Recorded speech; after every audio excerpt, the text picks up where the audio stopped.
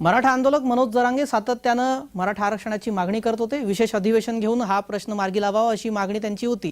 आता मराठा अधिवेशनाचं आयोजन करण्यात आलेलं आहे। मराठा अधिवेशनानंतर जरांगेंचं समाधान होणार का हा प्रश्न उपस्थित होतोय। जरांगेंच्या भूमिकेकडे सगळ्यांचं लक्ष लागलंय। 20 तारखेच्या अधिवेशनानंतर आपल्या आंदोलनाची आणि उपोषणाची पुढील दिशा ठरवणार असं जरांगे यांनी वारंवार पुनरुच्चार करून स्पष्ट केलंय।